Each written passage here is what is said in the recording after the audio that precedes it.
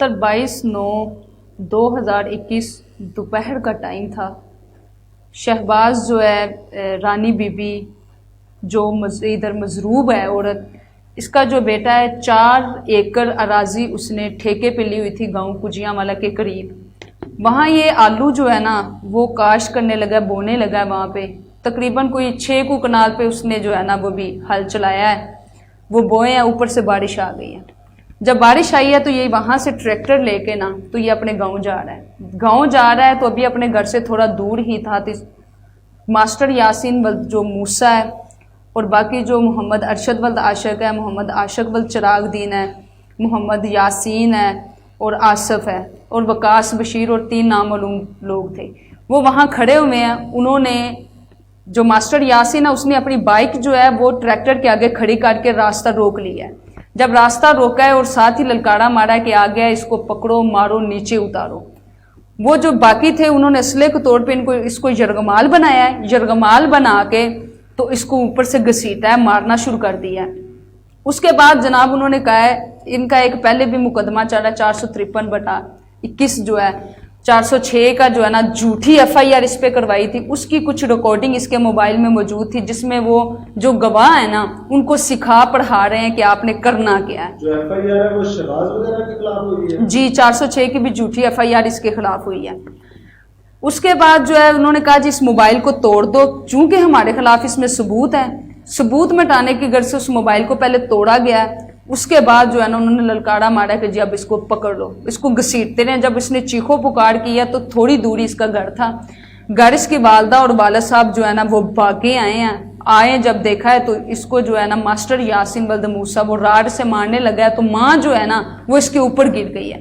اس کے اوپر گر کے اس نے نا منت سماجت کی ہے کہ میرا بیٹا ہے، یہ واحد کفیل ہے، واحد کمانے والا ہے، اس کو نہ مارے، خدا کا واسطہ ہے، خدا کا واسطہ ہے.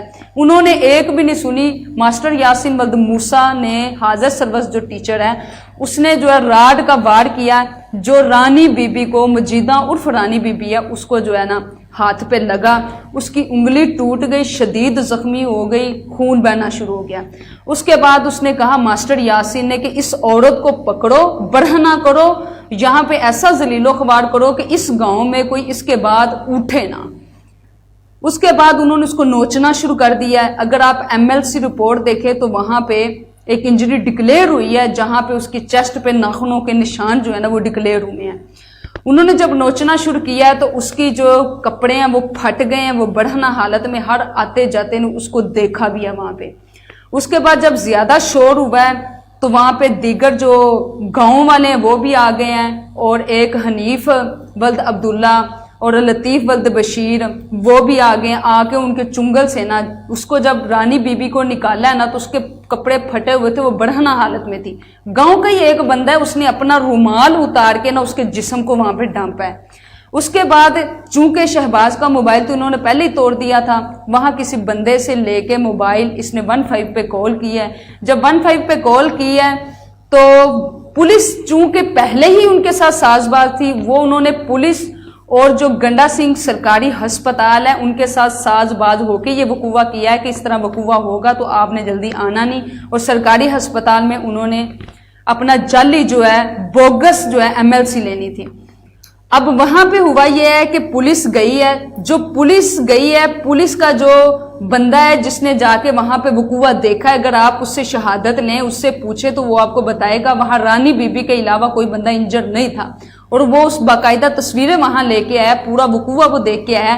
اس نے بتایا ہے کہ یہ جو انگلی ہے نا یہ ٹوٹ گئی ہے اور جو خون کافی بہہ رہا تھا، وہ تصویریں بھی اس کے پاس موقع کی ہیں. وہ بندہ آیا، انہوں نے دیکھا ہے کہ وہ عورت زیادہ مضروب ہو گئی ہے، اب الٹا ہمارے اوپر پرچہ ہو جائے گا. انہوں نے ایک اپنی عورت پکڑی، اس کو تھوڑی انجری جو ہے وہ انجر اس کو کیا. خود سارے جتنے بھی بندے تھے انہوں نے تھوڑی تھوڑی انجری کر کے آئے ہیں گنڈا سنگھ ہسپتال. چونکہ ڈاکٹر ارشد جو ہے وہ ان کے ساتھ ساز باز تھا، خود ساختہ انجریز کو اس نے جو ہے نا وہاں پہ MLC ڈکلیئر کر کے دیا. یہ فیبریکیشن نہیں ہے، یہ جو ہے جنمن ہے. وہاں سے انہوں نے MLC لیا. ہماری چونکہ عورت تھی وہاں پہ فیمیل سٹاف نہیں تھا، انہوں نے ہمیں ریفر DHQ میں کر دیا ہے. جب DHQ میں ریفر کیا ہے تو رات 11 بجے جو ہے ڈاکٹر فریال صاحبہ نے MLC جو ہے وہ ہمارا بنایا ہے، اور ایک ایکس رے کی رپورٹ کے لیے اس نے جو ہے نا وہ ہمیں ریفر کر دیا ہے۔ جب ایکس رے کی بات آئی تو وہ صبح 8 سے 2 بجے کا ٹائم ہے، پھر ہم صبح گئے ایکس رے کرایا، اس کے 3 دن بعد ہم ایکس رے کی رپورٹ موصول ہوئی ہے بذریعہ پولیس اہلکار۔ اس کے بعد جو ہے ہمیں کل 11 بجے MLC رپورٹ فائنل مل گئی، جس میں F6 جو ہے وہ ڈکلیئر ہو گئی، پولیس اہلکار وہاں سے موصول کر کے لے کے۔ اس سے پہلے ہم نے ایک اپلیکیشن جو ہے وہ وہاں پہ تھانے پہ دی کہ آپ ہماری جو FIR ہے اس کو درج کریں۔ MLC ہماری لیٹ ہے کیونکہ ڈاکٹر صاحبہ جو ہے اس کی ابھی فائنل اوپینین آنی ہے، تو آپ ہماری جو ہے نا جتنی FIR بنتی آپ دے دیں، وہ بعد میں ہم دفعہ آزاد کروا لیں گے۔ SHO صاحب نے کہا کہ نہیں جی، جتنی دیر تک MLC نہیں آئے گی ہم FIR نہیں دیں گے۔ ہماری MLC صرف اس وجہ سے لیٹ ہوئی کیونکہ ڈاکٹر صاحبہ جو ہے اس نے فائنل اوپینین دینا تھا اور ہماری ایکس رے کی رپورٹ آنی تھی۔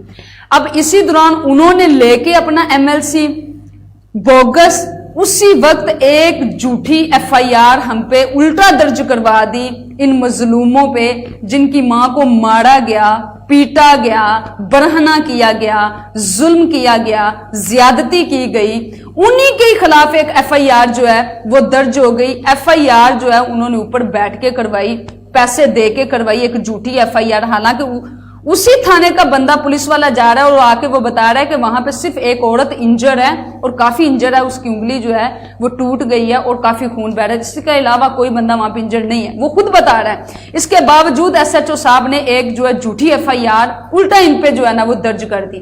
اب یہ بیچارے اپنی ماں کو لے کے پہلے تو MLC بنایا، اس کے بعد جو ہے یہاں سے اس کا علاج نہیں ہو سکا، جنرل ہاسپٹل سے اس کی اس انگلی کا آپریٹ ہوا ہے اور انہوں نے تار اندر ڈال کے اس کو آپریٹ کیا، 6 یا 7 سٹچ بھی لگے ہیں، اس کی تصویر بھی ہم جو ہے آپ کو دکھائیں گے۔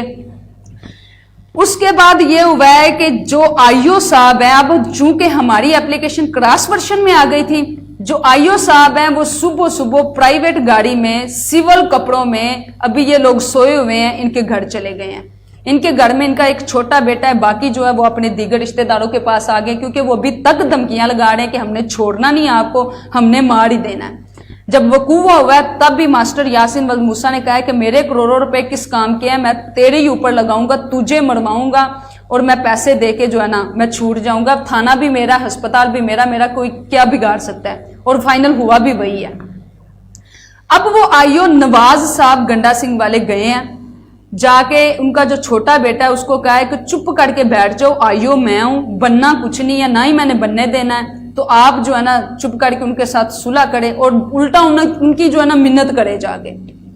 اب مجھے یہ بتائیں، وہ IO جس نے انویسٹیگیشن اس پورے وقوعے کی کرنی ہے، وہ پہلی دفعہ ہی جا کے ان کو کہہ رہا، ابھی کراس ورشن بھی اس نے نہیں کی، جا کے ان کو گھر جا کے دھمکی لگا کے آ گیا ہے۔ اس کے بعد ہم جو ہے DPO صاحب کے پاس آئے ہیں، جب MLC رپورٹ موصول ہوئی ہے تو ہم SHO صاحب کے پاس گئے ہیں کہ سر اب MLC مل گئی ہے، اب جو ہے نا آپ کراس ورشن کر دیں۔ اس نے کہا جی نہیں جی، میں آج نہیں کروں گا، آج اگر میں نے کر دی تو ہمیں بندے اریسٹ کرنے پڑیں گے، چونکہ ہمارے پاس نفری نہیں ہے، چونکہ راستے خراب ہیں، وہاں پہ سڑکیں خراب ہیں، ہماری ادھر گاڑی بھی نہیں جلدی جا سکتی۔ اس طرح کے اس نے ہیلے بہانے کیے اور ہمیں صبح 8 بجے کا ٹائم دے دیا۔ 8 بجے جب میں تھانے گئی ہوں، وہاں CCTV فوٹیج میں آپ دیکھ لیں، میں گئی ہوں، کوئی بندہ وہاں نہیں بیٹھا ہوا تھا سوائے ایک چوکیدار کے، سارے وہاں پہ سو رہے ہیں۔ چوکیدار کو میں نے کہا کہ مجھے MLC رپورٹ کی جو ہے نا کاپی کروا کے دیں، تاکہ میں DPO کو پھر جا کے کہہ دوں کہ ہمیں MLC مل گئی ہے۔ وہ انہوں نے اس کو منشی صاحب کو اٹھایا، میں وہ لے کے وہاں چلی گئی ہوں، اس کی تصویریں وہاں جا کے ڈیولپ کروا کے میں جب DPO صاحب کے پاس آئی ہوں تو یہاں پہ مجھے زیادہ افسوس کے ساتھ یہ کہنا پڑ رہا ہے کہ جب DPO صاحب کے پاس میں آئی ہوں تو DPO صاحب نے پوچھا کہ جی کراس ورشن ان کی ہوئی ہے یا نہیں، اور تھانے سے فون جا رہا ہے جناب اسی تے کل ہی اس کراس ورشن کر دی۔ مطلب جھوٹ بول رہے ہیں، افسران بالا سے حقیقت کو چھپا رہے ہیں، اور وہ جو ہمارے افسران بالا ہیں وہ ان پہ بلیو کر رہے ہیں۔ مجھے DPO صاحب کہتے ہیں جی میڈم آپ کی جو ہے نا ان کی متاثرہ لوگوں کی کراس ورشن ہوگی۔ میں نے کہا سر نہیں ہوئی، میں صبح 8 بجے وہاں سے ہی آئی ہوں، نہیں ہوئی۔ اس کے بعد DPO صاحب نے مجھے دوبارہ بھجوایا، میں گئی ہوں تو مجھے کہتے ہیں کہ آپ نے DPO صاحب کو شکایت لگائی ہے، تو اب دیکھ لیں جو کرتا ہے کراس ورشن اس سے کروا لیں جا کے۔ پھر مجھے وہاں پہ انہوں نے اس طرح جواب دیے، ہیلے بہانے کرنے شروع کر دیے اور دھمکیاں لگائی ہیں۔ میں پھر واپس DPO صاحب کے پاس آ گئی ہوں، اور اس بات سے ایسا مجھے لگتا ہے کہ ڈی پی او صاحب بھی تھانہ گنڈا سنگھ کے بغیر جو ہے نا کچھ بھی کرنے والے نہیں ہیں. یہ متاثرہ لوگ ہیں, ان کی اگر داد رسی نہ کی گئی تو بہت بڑا نقصان ہو سکتا ہے. وہ ماں مجیدہ عرف رانی بی بی ایک نوجوان بیٹے سے اپنے ہاتھ بھی دھو بیٹھے گی, چونکہ ہمیں ابھی تک ہمیں دھمکیاں جو ہے وہ موصول ہو رہی ہیں. دوسری بات یہ ہے کہ تھانہ گنڈا سنگھ کے حوالے سے میں بس یہی بات کروں گی, میں نے اپنے لفظوں میں کچھ یہ باتیں لکھی ہیں.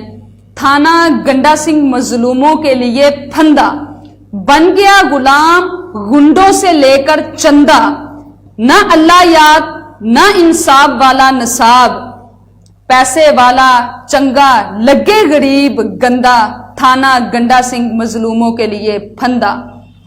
ناجائز نال سارا تھانہ غریب پھرے بھکھا پانا, مظلوم دی سنے کوئی نہ ظالم نو کہن میں تیرا بندہ, تھانہ گنڈا سنگھ مظلوموں کے لیے پھندا.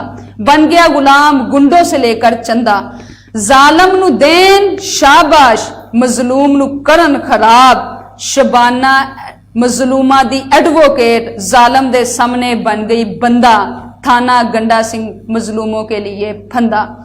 تو میں آخر میں ریکویسٹ کروں گی آئی جی صاحب سے, ڈی پی او صاحب سے. ڈی پی او قصور جو ہے ان کے ساتھ تو میں بڑی دفعہ جا چکی ان کے پاس, لیکن مجھے لگتا ہے کہ وہ ان کے ساتھ جو ہے نا ان کے بغیر وہ کچھ نہیں کریں گے. یہ جو متاثرہ لوگ ہیں ان کی داد رسی کی جائے. اور یہ جو ماسٹر یاسین ولد موسیٰ ہے, یہ اسکول ماسٹر ہے, اسکول میں بچیاں بھی پڑھتی تھی, ان کے ساتھ اس کے ناجائز اس نے تعلقات بنائے ہیں, ناجائز نازیبہ اس کے پاس ویڈیوز بھی موجود ہیں.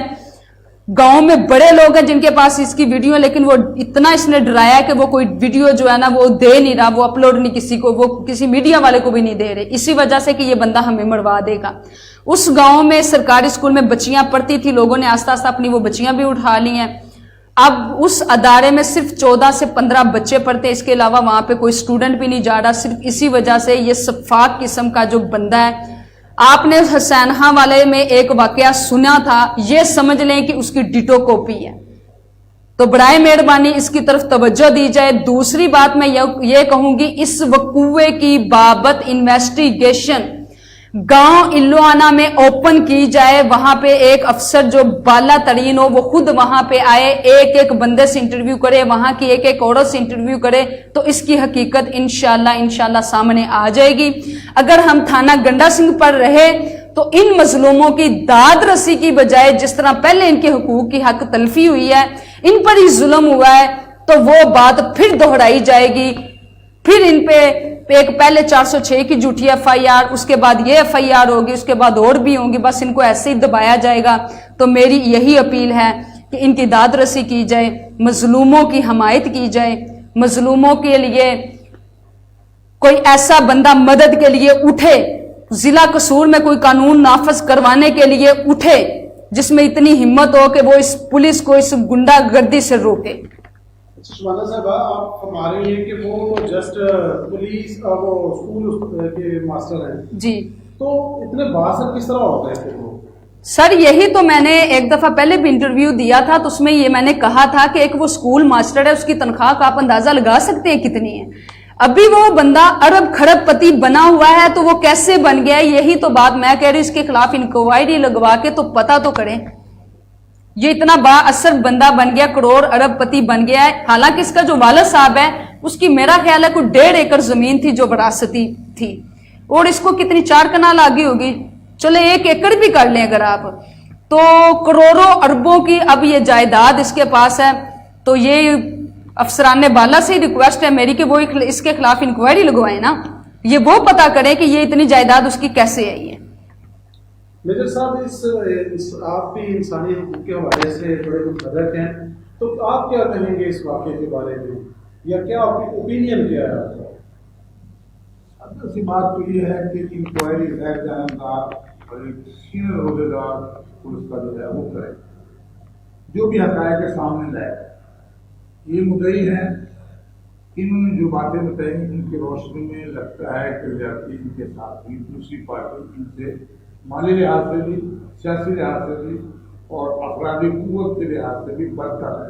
وہ جب چاہتے ہیں، جو چاہتے ہیں، جیسے چاہتے ہیں، جس کے ساتھ چاہتے ہیں وہ کر گزرتے ہیں. اور اگر یہ آدمی مزید رجسٹ کرے گا تو وہ ان کی جان لینے کی دھمکیاں تو دے رہے ہیں، عمل بھی کر گزریں گے. اور پھر پچھتائے کیا ہوگا جب چڑیاں چو گئی کھیت. اس کے بعد پولیس اگر کوئی کارروائی کرتی ہے تو ان کا نقصان جو ہو جائے گا وہ کون پورا کرے گا؟